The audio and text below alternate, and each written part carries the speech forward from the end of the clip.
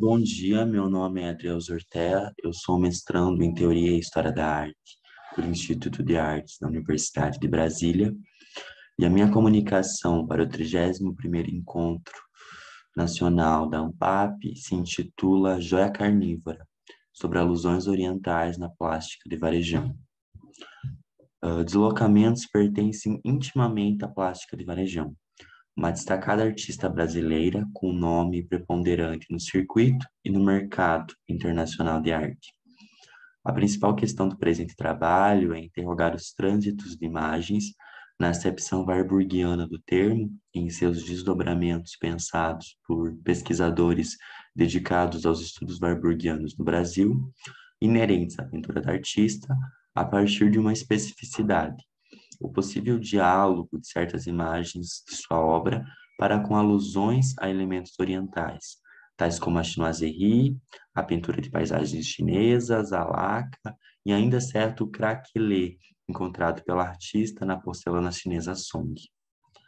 Varejão citou que as igrejas barrocas que visitou no Brasil eram caixas de joias que guardavam complexas e fascinantes joias carnívoras, capazes de ingerir qualquer elemento alheio. Diante do barroco e a partir da incrível possibilidade deste movimento artístico em dobrar elementos sobre elementos, na acepção deleuziana do termo, o objetivo deste texto trafega rumo a uma possível bifurcação realizada pela plástica da artista.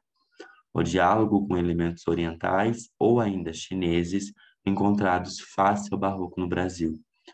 Lembramos que para Deleuze, o barroco é uma função operatória. Ele não inventou essa coisa. Há todas as dobras vindas do Oriente, dobras gregas, romanas, românticas, góticas e clássicas. Bom, a primeira imagem sobre a qual debruça se apresenta em comunicação sobrepõe diversas narrativas ao entrecruzar temas, tempos e espaços. A nomeada Passagem de Vila Rica a Macau, pintada em 1992, é dividida em dois aparentes planos contíguos. Tratam-se de monumentos arquitetônicos, no primeiro plano, construídos na antiga Vila Rica, à época capital da província de Minas Gerais e hoje a afamada cidade de Ouro Preto, entre os quais se destaca a Igreja de São Francisco. Por sua vez, a parte inferior da pintura apresenta um engenho de cana-de-açúcar somado à paisagem chinesa, como as igrejas, no plano superior, estavam somadas à paisagem chinesa. Mas a China barroca, ou a vereda de Vila Rica a Macau, não é um capricho.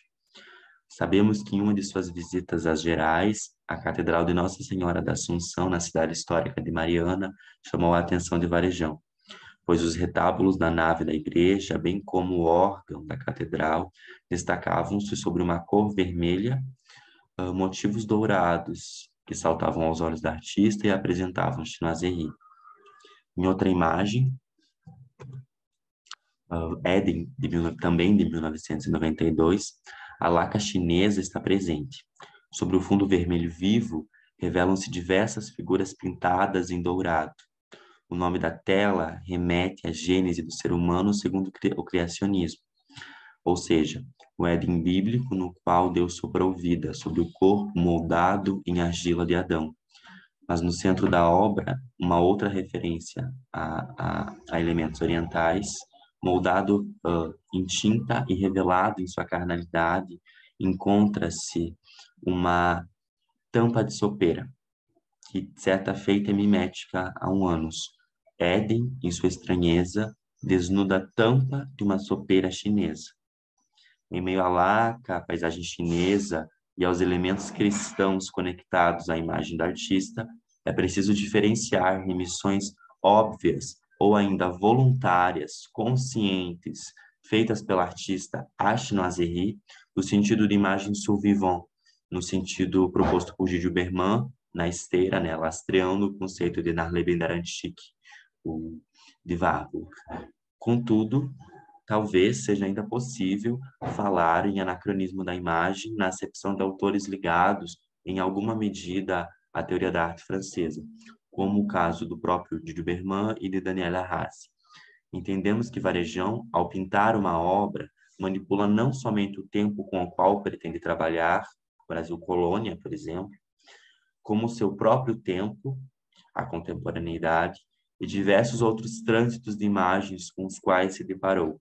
Encontramos sobrepostos as durações do Barroco no Brasil, as passagens e contatos de Macau e Vila Rica, com o seu engenho e a sua moeda de cana tão assemelhado àqueles encontrados no Nordeste do Brasil, a laca chinesa, e ainda a sobreposição de todo esse contato quanto da remissão de Varejão a ele. Outra imagem, quadro ferido, também de 1992. O próprio fundo da tela deve ser destacado ao mimetizar o papel do pergaminho chinês. Na referida tela, o canavial e a palmeira invadem o território chinês, ou são os elementos chineses que contaminam, entre aspas, é claro, a paisagem brasileira. Longe de qualquer pudor, o ambiente coloca-nos em estado de alerta, hipnotizados pela sua potência disruptiva frente às narrativas cristalizadas. Nesta mixórdia de elementos costurados à custa da perda de uma totalidade, o ambiente deseja ser estranho, mas é também familiar. Mescla-se à pintura do ambiente tranquilo o nosso saber quanto à violência do período. As paisagens de Varejão, contudo, não escondem a violência sob a apatia e sobre a sua tranquilidade inscrepa-se uma soturna camada de desconforto. Na tela revelam-se as feridas vermelhas em carne viva, recordando a complexidade e a exuberância da vida pulsante, mas também a fragilidade do contato e sua possível carga de violência. Observamos que os craquelados dessas imagens, seja no papel, no suporte, né, na mimetização do papel, ou no recôndito da construção, como na presente imagem, não são coincidências.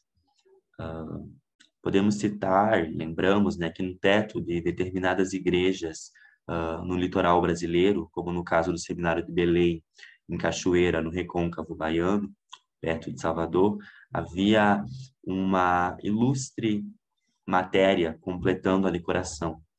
Cacos, né, pedaços de louças quebradas da Companhia das Índias. Lembramos que no Brasil, recordamos, era comum a prática das igrejas barrocas utilizar esses quebrados ou desses partidos, dessas louças quebradas, numa técnica chamada de embrechamento. Louça vinda de Macau, aportada no Brasil do período colonial, é retomada por Varejão em seu craquelado. Mas se olharmos novamente esse craquelado, esse craquelê, atentos ao detalhe, podemos perceber que essas alusões ao embrechamento somam-se à própria noção de craquelê, deliberadamente realizada pela artista sobre seus famosos azulejos, né, como Involuta e Cercadura, de 2013, como uma possível referência à porcelana chinesa Song, do século XII. Uma espécie de relevo, o craquelê deseja a espessura da história, a partir da espessura do suporte. Sabemos que a porcelana craquelada da dinastia Song também viajou os mares nos porões dos navios mercantis ocidentais. É um último ponto para pensar alusões chinesas numa prática ligada ao fluxo, mas ao refluxo de histórias, palavras e imagens. Frente ao mar ofertado brevemente por voluta e cercadura, né, uma onda, uma vaga, lembramos os trânsitos geográficos e culturais que uniram os continentes à época da expansão ultramaneira.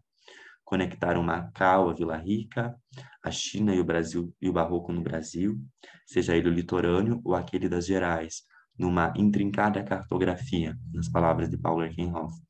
Nesta narrativa difícil e complexa, sobrepuseram-se imagens que, como verdadeiras caixas de surpresa, parecem capazes de revelar novas possibilidades para a arte contemporânea no Brasil.